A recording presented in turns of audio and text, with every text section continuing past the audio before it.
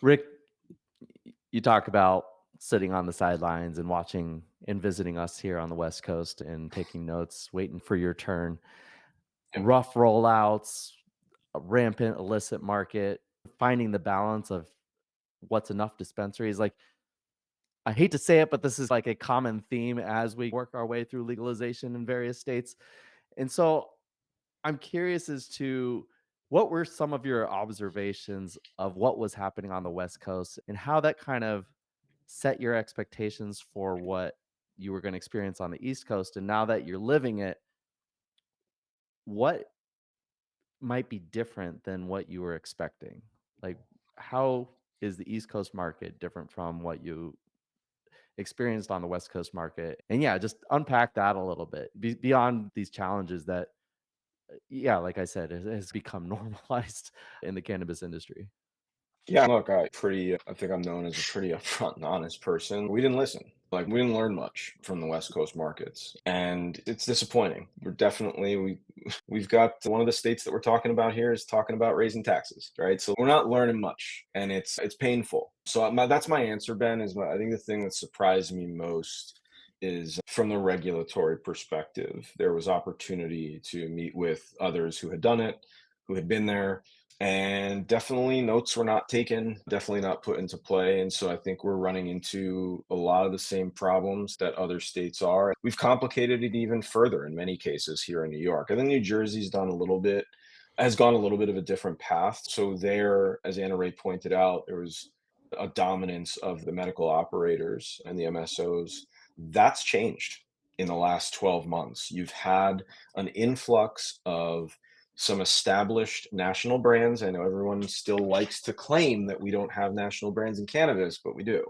If you watch the way Miss Grass entered New Jersey, you know that we have national brands here. If you watch the way that a brand like Rove, how they've entered some of these East Coast markets, like there are national brands in cannabis. And I think what has been really exciting about New Jersey, and I don't care how much heat I take on this in New York, I drive across the bridge to buy weed sometimes because there's pretty serious West Coast growers who have come east and are actually very focused on in New Jersey. So you've got the group of like Clay Nine have come out and they zoomed up the charts on the flower side, and it's now Mm. basically just them, Garden Greens, and MSOs. So you've had a bunch of these out of state brands who have found good manufacturing partners and have really found their path in New Jersey. One other thing that I think is really important to point out about New Jersey is there is this group of independent retailers in New Jersey that are not only just fine operators, they all know each other and they're all sharing best practices. You talk to them, they all know each other.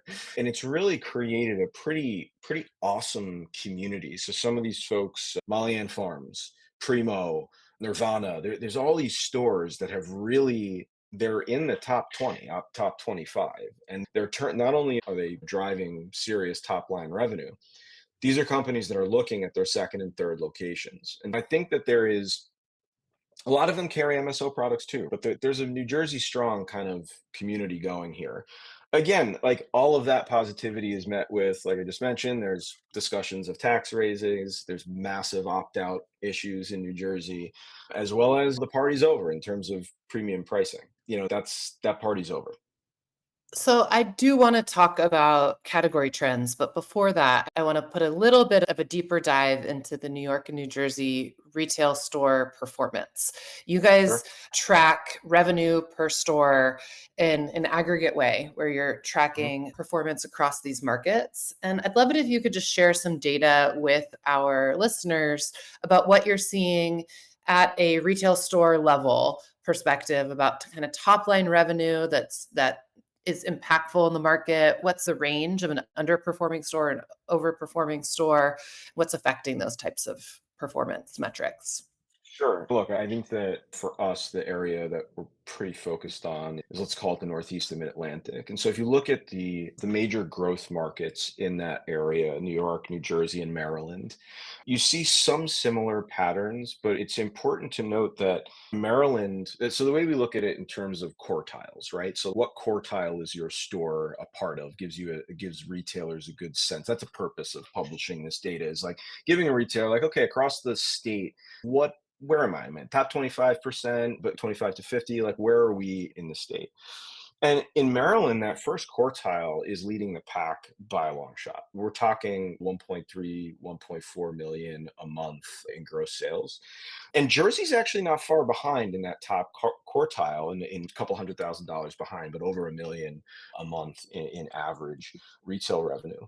But then you look at a state like Massachusetts that mature in that top quartile falls down below 700,000 per month. Yeah. And one thing that's a little concerning is that if we look at New York, that top quartile is not in that neighborhood with New York and with New Jersey and Maryland. It's really more on the Massachusetts level of kind of the six to $700,000 a month. Now, there's lots of spread in that top quartile, mainly because of Long Island. So Long Island, just for the listeners, Long Island is this absolute. There's no better place in the world to try and make money in cannabis right now, because it's one of the most populous. It is the most populous. Nassau and Suffolk County are the two most populous counties beyond the boroughs of New York City.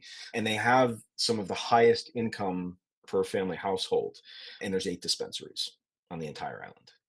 And so those stores are, a lot of them are in kind of the stratosphere, multiple $1 million a month in sales. But as you travel down these quartiles, a different story starts to play out. So New Jersey and New York, for example, on the bottom end of the quartiles, they're neck, and that's like your 50 to 60 grand a month store. But then if you look at Massachusetts is in that realm as well. But you look at Maryland, they are smoking. So like if you're in the bottom quartile in Maryland, you're still pulling in $400,000 a month in top line revenue.